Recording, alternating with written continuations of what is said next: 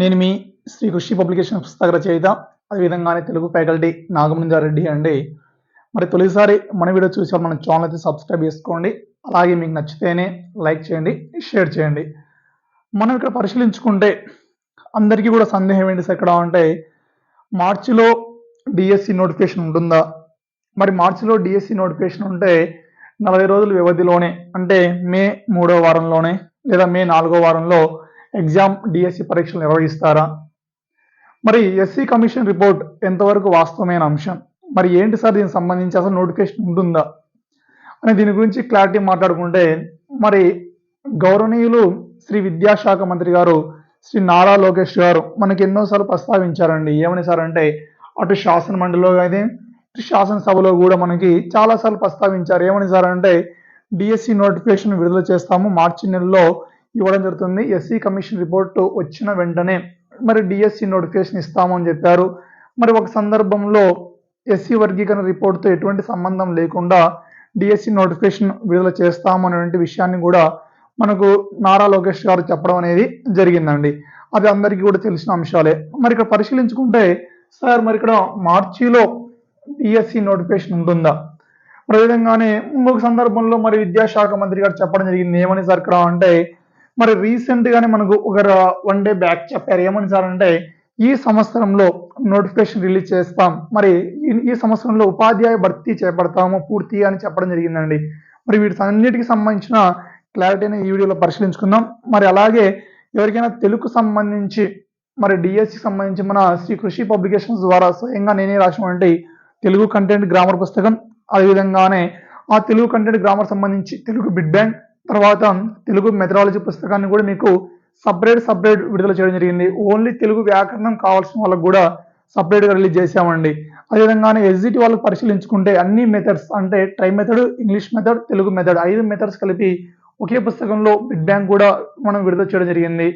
మరి మీకు అదేవిధంగానే ఒక 2 వీక్స్ తర్వాత పర్స్పెక్టివ్ ఇన్ ఎడ్యుకేషన్ విద్యా దృక్పథాలకు సంబంధించిన బిట్ బ్యాంక్ కూడా ఒక 3 వారాల్లో మీకు అందించడం జరుగుతుంది. ఒకవేళ నోటిఫికేషన్ త్వరగా వస్తే మరి అనుకున్న విధంగానే వచ్చిన టైంలో మీకు మన పర్స్పెక్టివ్ ఎడ్యుకేషన్ మన శ్రీ కృషి పబ్లికేషన్ ద్వారా బిట్ బ్యాంక్ కూడా మీకు అందుబాటులోకి రావడం అనేది జరుగుతుంది.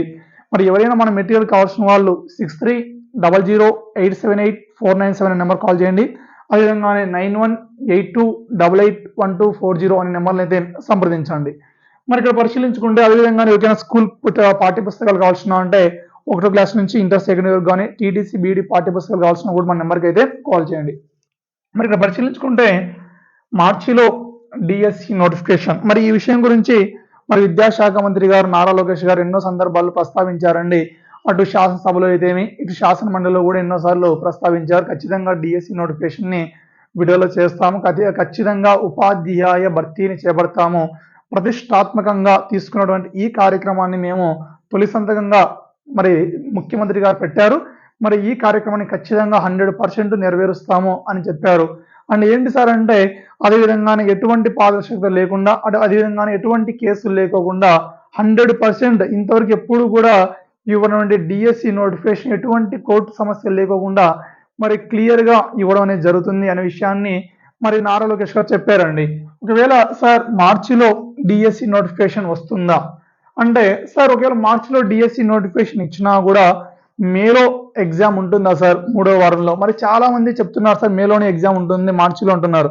మరి ఇక్కడ పరిశీలించుకుంటే దానికి సంబంధించి మేలో ఎగ్జామ్ మ్యాక్సిమం ఉండకపోవచ్చు అండి. ఎందుకు సార్? ఒకవేళ మార్చిలో డిఎస్సి నోటిఫికేషన్ ఇచ్చినా కూడా ఒకవేళ ఎస్సీ కమిషన్ ఈ రిపోర్ట్ పక్కన పెట్టేసి ఎటువంటి సమస్యలు లేకుండా మార్చిలో డిఎస్సి నోటిఫికేషన్ ఇచ్చినా కూడా మరి మేలో ఎగ్జామ్ అనేది ఉంటుందా సార్ అంటే, మేలో ఎగ్జామ్ అనేది ఉండదు అండి.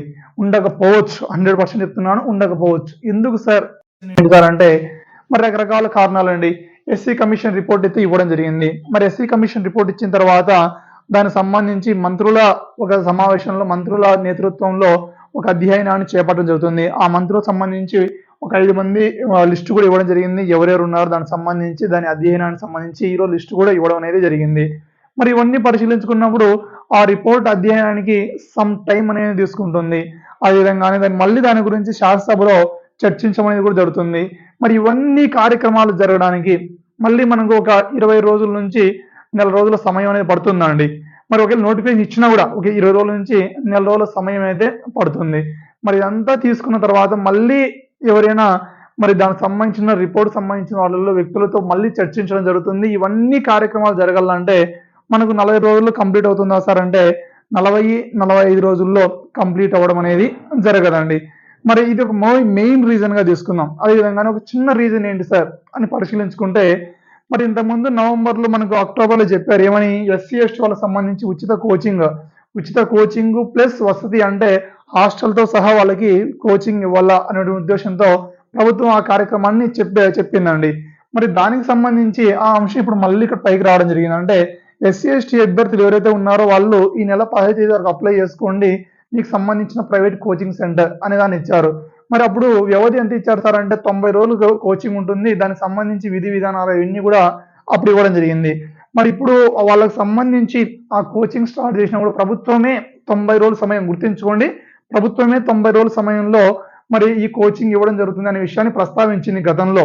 మరి ఒకవేళ మనకు నోటిఫికేషన్ మార్చి లాస్ట్‌లో ఇచ్చినా కూడా ఒకవేళ ప్రభుత్వం 90 రోజుల సమయంతో కోచింగ్ ఇవ్వాలా అనే ఆలోచనలో ప్రభుత్వం ఉంటే ఒకటి గుర్తుపెట్టుకోండి, మార్చిలో నోటిఫికేషన్ ఇస్తే 90 రోజుల వ్యవధిలో ఆ కోచింగ్ వ్యవధి ఉంటే ఖచ్చితంగా మనకు మేలో ఎగ్జామ్ అనేది ఉండదు. ఎందుకు ఏప్రిల్, మే అప్పటికి 3 నెలల సమయం అనేది అవ్వదు కాబట్టి ఒకవేళ మనకు మేలో అయితే ఎగ్జామ్ అనేది ఉండకపోవచ్చు. ఒకవేళ ఎగ్జామ్ మార్చిలో నోటిఫికేషన్ ఇస్తే ఒకవేళ ఎగ్జామ్ మనకి జూన్‌లో లేదా జూలైలో ఉండేకి అవకాశం అనేది ఉంటుందండి. ఎటువంటి రిపోర్ట్‌తో కూడా అవసరం లేకోకుండా డైరెక్ట్ నోటిఫికేషన్ ఇచ్చినా కూడా మరి ఈ విధంగా తీసుకున్నప్పటికీ మరి ఈ మధ్యలో ఈ రిపోర్ట్ అధ్యయనానికి మరి ఏవైనా సమస్యలు ఉంటే ఈ సమస్యలకు గాను మనకు సమ్ టైం అనేది తీసుకుంటుంది. ఒకవేళ నోటిఫికేషన్ ఇచ్చిన తర్వాత ఎగ్జామ్ టయానికి ఎగ్జామ్ పెట్టకపోవడానికి కారణం ఏంటి సార్ అంటే ఈ రీజన్స్ అనేవి చెప్పుకుంటాం. అండ్ ఇంకా ఏంటి సార్ ఇక్కడ అంటే మరి విద్యాశాఖ మంత్రి గారే మనకు లైవ్ లో చెప్పడం జరిగింది. ఏమని మరి రీసెంట్ గా చెప్పారు. ఏమని సార్ అంటే ఈ సంవత్సరం ఉపాధ్యాయ భర్తీ చేపడతాము అని చెప్పారండి.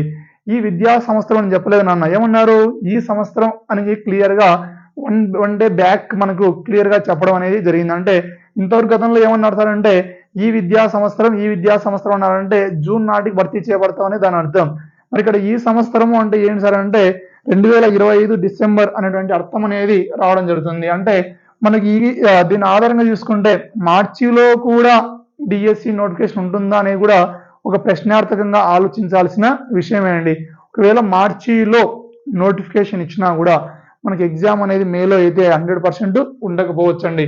మరి ఎటువంటి వర్గీకరణ అనేటువంటి ఈ రిపోర్టుతో మరి ప్రభుత్వం ఎటువంటి సంబంధం లేదులే, నోటిఫికేషన్ ఇచ్చేద్దాంలే అనుకొని మార్చిలో ఇచ్చినా కూడా మనకి ఎగ్జామ్ అనేది అయితే మాక్సిమం మేలో అయితే ఉండకపోవచ్చండి.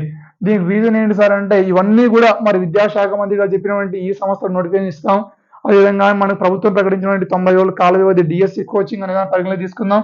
తర్వాత ఈ ఎస్సీ వర్గీకరణ రిపోర్ట్ను అధ్యయనం చేయడానికి దానికి సంబంధించి మళ్ళీ చర్చించడానికి ఈ అంశాలన్నీ తీసుకున్నప్పుడు 40 రోజుల్లో ఇది ముగియడం అనేది జరగదు. కాబట్టి దీనికి సంబంధించి మళ్ళీ ఏమైనా కోర్టుకు సంబంధించిన మళ్ళీ చిక్కులు ఏమైనా ఏర్పడితే మళ్ళీ మనకి ఎక్కువ ప్రొలాంగ్ అవ్వడం అనేది జరుగుతుంది. కాబట్టి మరి దాన్ని ఏమైనా ఈ అంశాలన్నీ దృష్టిలో పెట్టుకొని మరి విద్యాశాఖ మంత్రి గారు ఈ సంవత్సరం నోటిఫికేషన్ విడుదల చేస్తాము అనేటువంటి ఒక చిన్న మాటను ఏమైనా ఉపయోగించారా అనే దాని గురించి ప్రతి ఒక్కరూ ఆలోచించాల్సినటువంటి అంశమేనండి. సో ఇది దానికి సంబంధించినటువంటి క్లారిటీ అమ్మా.